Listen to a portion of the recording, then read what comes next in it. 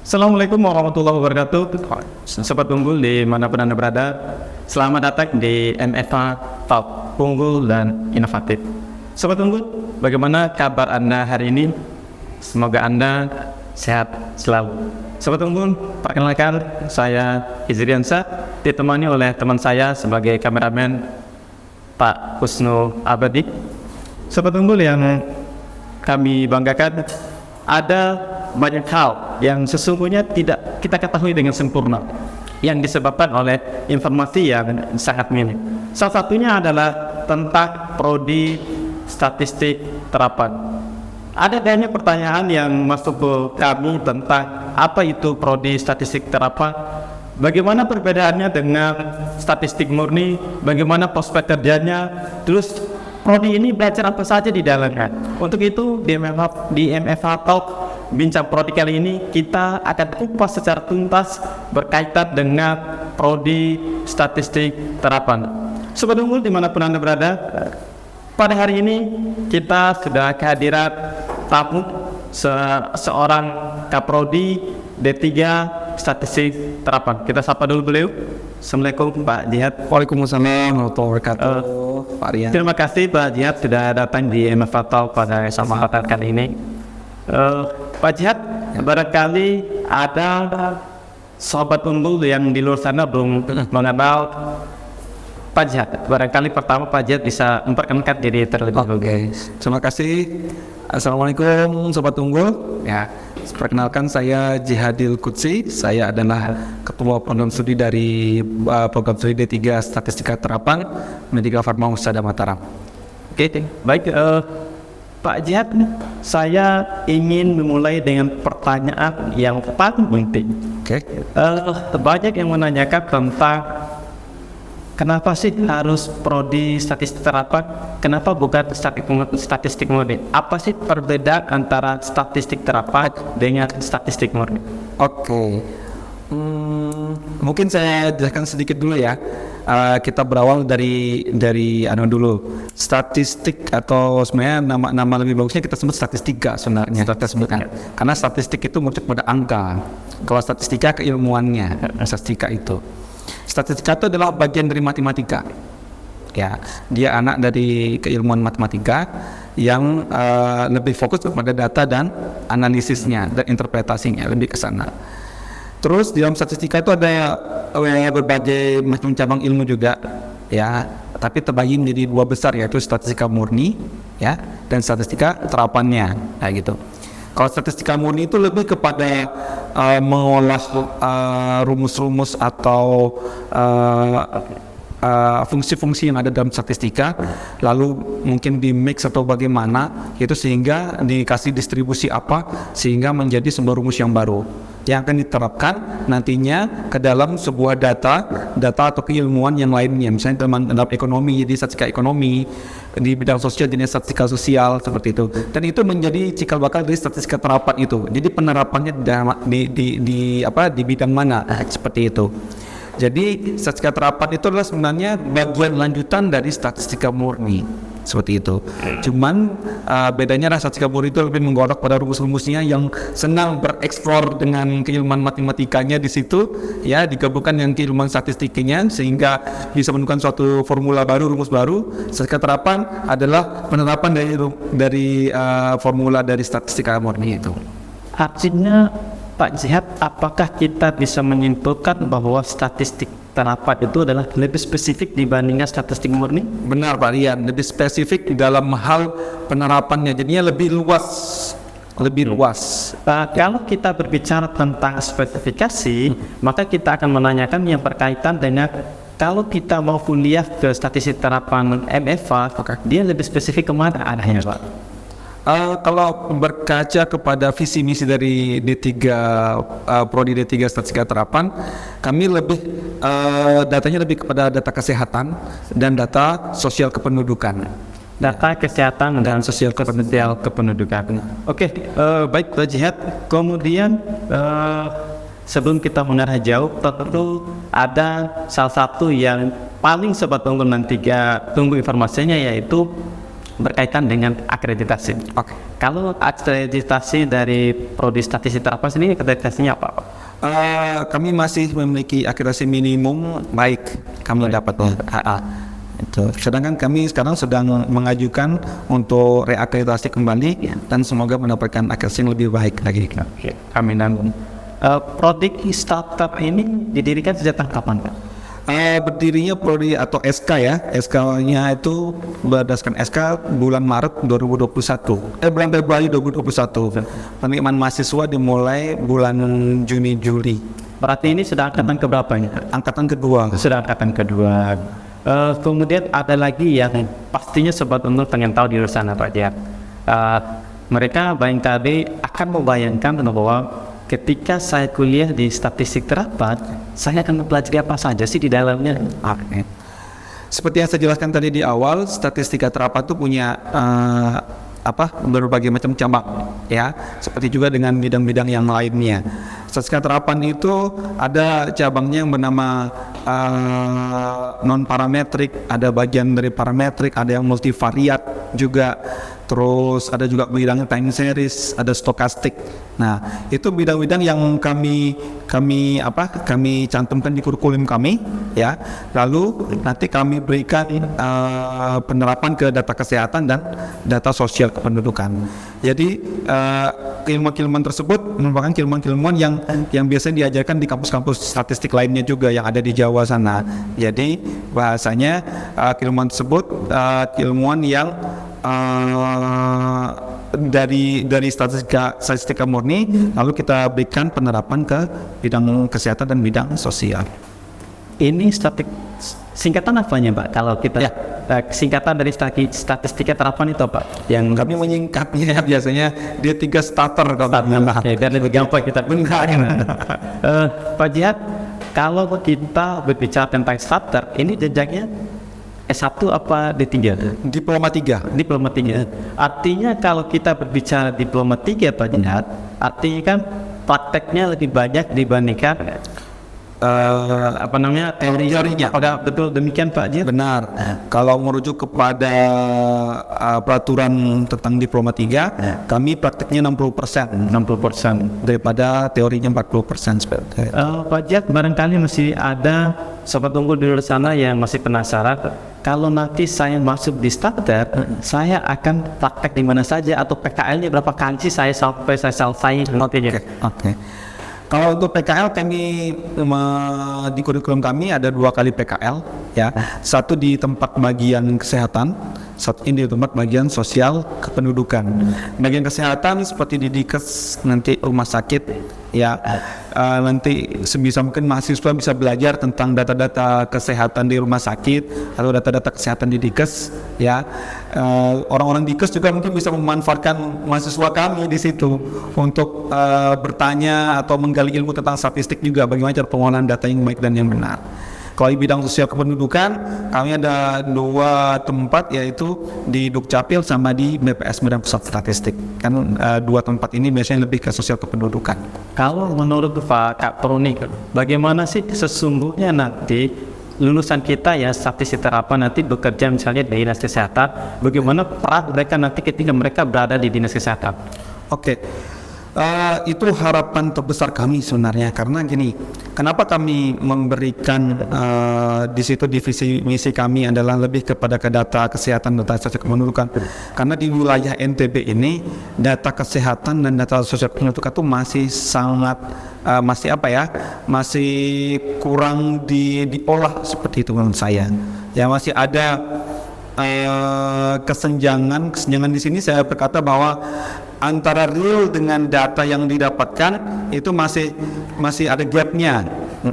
Ya, masih ada gapnya. Kalau misalnya sudah baca di beberapa berita, itu masih susah pemerintah itu untuk menentukan satu kebijakan apa, ya, terkait dengan kebijakan kesehatan atau kebijakan sosial kependudukan, karena ada gap di situ. Ya, banyak seperti yang kita tahu, banyak orang yang mengaku bahasanya dia kurang mampu seperti itu, padahal aslinya dia mampu. Nah, seperti itu hal-hal yang di lapangan itu sangat sering terjadi seperti itu, sehingga nanti dengan adanya kami ya statistika Prodi Statistika Terapan ini, mahasiswa kami bisa men-share ilmunya ya terutama di kantor-kantor yang tidak memiliki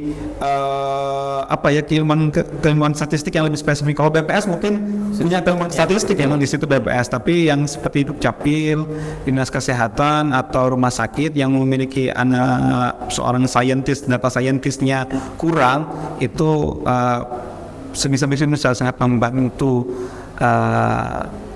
institusi tersebut, itu kantor tersebut. Oke, Pak Jat, kalau kita berbicara tentang statistik, artinya kan tadi Pak Jat menyatakan bahwa statistik itu erat kaitannya dengan data. Nah, kalau kita mengacu ke bidang kesehatan, ini akan menjadi rahasia umum bahwa data rutin di bidang kesehatan itu masih sangat beragam.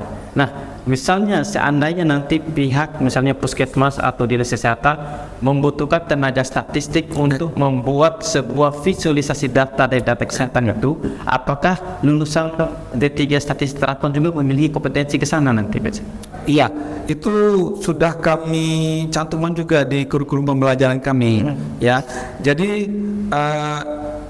bisa saya katakan bahwa di kurikulum kami juga kita belajar tentang komputasi juga di situ. Visualisasi data itu tidak akan lepas dari kata komputasi, pasti membutuhkan yang namanya komputasi di situ. Ya, mungkin untuk mempercantik, memperindah, atau mungkin mempermudah pembacaan data, itu sangat membutuhkan yang namanya komputasi. Sehingga di kurikulum kami menaruhkan dua mata kuliah komputasi di situ, tiga komputasi. Salah satunya yaitu termasuk visualisasi data juga ada di kurikulum kami. Saya jadi tertarik lebih mendalam lagi nih. Kalau kita berbicara data, artinya kan seluruh instansi, seluruh perusahaan pasti ada datanya. Benar. Dan jadi pertanyaan adalah, sesungguhnya bagaimana sih prospek kerjanya daripada seorang statistik ini? Oke, ini yang satu pertanyaan untuk prospek kerja ya. Kalau kita merujuk kepada pekerjaan yang lebih kepada perkantoran, hampir di setiap perkantoran membutuhkan yang namanya data scientist. Saya sebutnya data scientist ya, atau penganalisis data, boleh juga seperti itu. Di setiap kantor itu butuh namanya penganalisis data di situ. Cuman permasalahannya adalah selama ini penganalisis data itu diberikan kepada orang bukan orang statistik. Itu kejadiannya ya, sehingga keilmuan mereka ya cuma stuck sampai di sana saja. Akibatnya apa? Pengolahan data, penyajian data, penyampaian interpretasi ya itu saja, tidak bisa berkembang atau mengembangkan data yang ada di kantor itu. Sehingga nantinya dengan adanya mahasiswa atau lulusan nantinya sebagai data scientist bisa mengembangkan data atau interpretasi yang ada di kantor itu. Terus selain di data scientist di kantor-kantor atau mungkin di BUMN, penerima CPNS juga cukup banyak juga. Di tahun 2021 ya, itu BPS mencari atau CPNS waktu itu sekitar 500 seluruh Indonesia itu kebutuhannya untuk D3 Statistika itu. Artinya bahwa seharusnya lulusan statistiknya ini menjadi salah satu primadona untuk seluruh industri dan perusahaan artinya. Oke, Pak Jat, ini kan menjadi rahasia umum, Pak Jat. Kalau kita berbicara tentang statistik, orang-orang akan berpikir, oh itu sulit.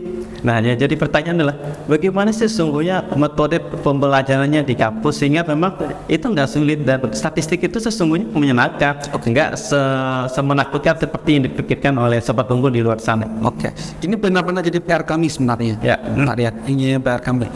Kalau di wilayah Jawa sana, statistika itu sudah terkenal secara luas. Ya. Orang ingin ke jurusan statistika karena melihat prospek kerjanya yang bisa masuk ke dalam semua lini keilmuan. Ya, saya bilang semua lini keilmuan masuk statistik itu, kecuali mungkin ilmu dukun mungkin yang masuk di situ, ilmu sihir itu nggak masuk. Ya, karena bisa masuk ke dalam semua lini ilmu, jadinya statistik ini saya katakan sebagai keilmuan yang fleksibel, ya, keilmuan yang fleksibel. Nah, itu di bagian Indonesia Timur, ya, sangat sedikit prodi yang statistika, ya. Kenapa? Karena pemahaman masyarakat atau pemahaman saya bilang anak-anak SMA tentang prodi statistik ini masih sangat minim sekali. Mungkin kami perlu nanti untuk pembahasannya membuat workshop atau seminar tentang statistik. Kami masih memikirkan bagaimana formula agar statistik ini begitu menyenangkan. Karena menurut anak-anak SMA matematika itu susah, apalagi statistik. Seperti itu yang dalam pikiran mereka, sehingga PR besar bagi kami untuk mempromosikan yang namanya statistika ini ke wilayah NTB, NTT maupun Indonesia Timur lainnya, seperti itu. Kalau di NTB sendiri itu ada berapa kampus yang memiliki jurusan statistik terapan ini, Pak Jin?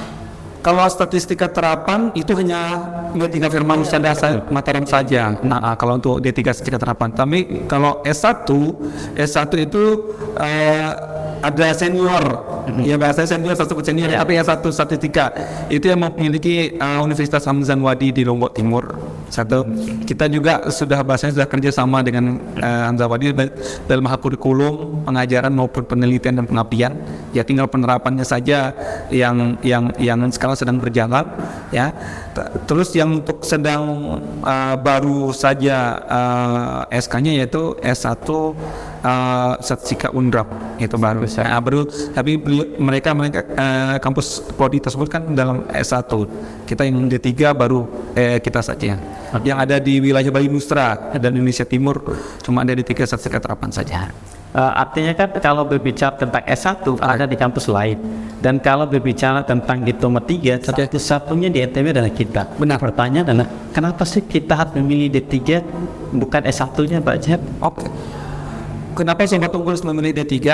Karena seperti yang tadi saya jelaskan, D3 itu lebih banyak praktiknya.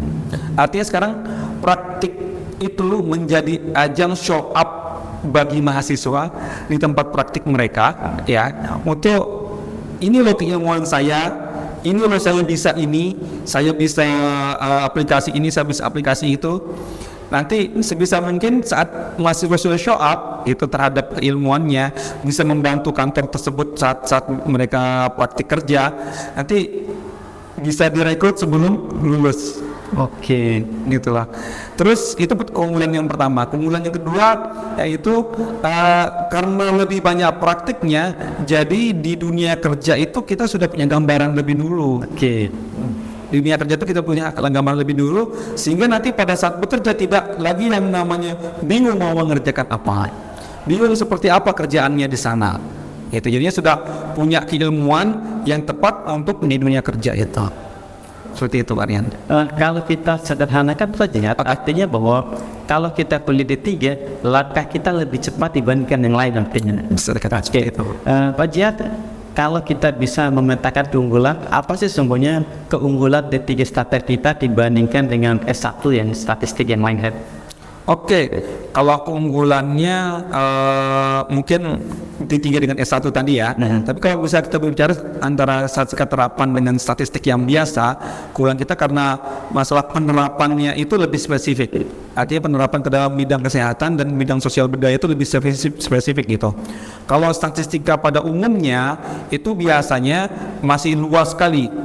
Artinya masih bingung nih nanti penerapan ke sini apa, penerapan itu bagaimana. Sedangkan kita lebih memberikan pemahaman penerapan di bagian kesehatan dan di bagian sosial budaya. Jadi mahasiswa itu lebih paham dan lebih ngeh terhadap di bidang kesehatan dan di bidang sosial kependudukan itu. Kalau kita berkaca kepada prodi statistika di Jawa sana, mereka itu lebih ke ada ke bidang sosial kependudukan juga ada, namun lebih banyak ke bidang industri. Okay. Statistika di bidang industri itu banyak banget, kayak statistika di ITS itu emang lebih pada bidang industri karena di sana banyak industri. Begitu besar, dan setiap lulusan D3 itu langsung direkrut oleh industri di sana. karena mereka magang di industri, dilihat kemampuannya, nanti dikatakan nanti kalau sudah lulus nanti langsung dapat benar seperti itu. Barangkali ada sobat unggul di luar sana setelah mendengarkan penjelasan Pak Jihad, ada yang bertanya-tanya, nanti kalau saya kuliah statistik, mata kuliah apa aja sih yang saya pelajari di sana nanti Pak Jihad, atau mata kuliah intinya aja, apa aja sih mata kuliah intinya yang nanti jadi bekal mereka? Oke, kalau mata kuliah inti yang harus dipelajari mungkin hampir semua bidang di statistika ya. Saya sebutkan ada namanya metode statistika dasar ya, atau disebut sebagai statistika dasar itu penjelasan awalnya tentang statistika itu apa dan segala macam, terus manfaat, terus apa itu data, terus metode-metode awalnya apa, baik itu statistika deskriptif ya, yang awal yang sederhana ya, hanya mengumpulkan dan menyajikan data saja, sampai statistika diferensialnya pun masih dasar aja supaya. Lalu ada mata kuliah yang namanya analisis regresi juga, tentang regresi, ya penerapan lanjutan lagi. Lalu ada mata kuliah tentang multivariat juga, analisis multivariat. Ya, ada mata kuliah tentang stokastik juga. Ada mata kuliah tentang time series, analisis struktur waktu, ya, untuk mempelajari tentang data yang range-nya sangat panjang, ya, itu yang berdasarkan waktu. Terus ada juga mata kuliah di kami proses kontrol. Ya, ini mata kuliah proses kontrol ini sebenarnya lebih kepada industri. Namun kami mengemas secara bahasanya secara apa ya, disesuaikan dengan yang ada di NTB. Industri-industri yang ada di NTB itu bagaimana proses kontrolnya gitu. Mungkin industri di NTB itu lebih kepada industri menengah ke bawah kayaknya. Nah, lebih kepada menengah ke bawah. Kalau yang menengah ke atas mungkin cuma ada di Sumbawa ke sana. Cuma ada di Sumbawa. Tapi sebisa mungkin kami memberikan keilmuan proses kontrol ini, di mana agar nanti siapa tahu ada nasib mahasiswa atau lulusan yang bisa bekerja di perusahaan Sumbawa sana. Pak Jihad, sebelum kita tutup, nanti gelarnya yang didapatkan apa sih kalau saya kuliah di D3 Statistika Terapan? Gelarnya yaitu ahli media statistika. Itu dia AMD Stat. Untuk biaya kuliahnya sendiri bagaimana Pak Jihad? Berapa SPP per semesternya? Untuk SPP kami cukup murah ya, sangat murah dibandingkan prodi lainnya, yaitu hanya 3 juta per semester. Itu sudah bahasanya include semua sama uang praktikum semua, sudah include. Itu apakah kita harus satu kali bayar atau bisa kita cicil per bulan? Kalau di MFA ini bisa dicicil, itu bulannya. Ya, itu suatu hal yang sangat bagus menurut saya. Karena mahasiswa atau mungkin mahasiswa yang kurang mampu, ya, bisa tetap lanjut perkuliahannya di situ. Hanya dengan cara mencicil ini, itu tidak pusing kan. Kita kan sering menemukan kampus yang harus bayar di awal dulu, kalau tidak ambil cuti saja seperti itu. Tapi MFA dengan kebijakannya sangat luar biasa menurut saya, dapat mereka cicil agar mahasiswa itu tetap bisa berkuliah seperti itu. Apakah saat ini masih penerimaan mahasiswa baru saja? Masih sudah. Sekarang kalau saya sudah masuk gelombang kedua. Sudah masuk gelombang kedua. Terakhir Pak Jihad, apa yang ingin Pak Jihad sampaikan kepada sobat unggul untuk meyakinkan mereka bahwa ayo kuliah statistik terapan dengan peluang yang begitu menjanjikan di luar sana? Terima kasih banyak. Boleh saya menghadap kamera? Boleh. Kepada sobat unggul ya di manapun berada, khususnya di wilayah Nusa Tenggara Barat, ayo mari ke kampus Politeknik Medika Farmausaha Mataram.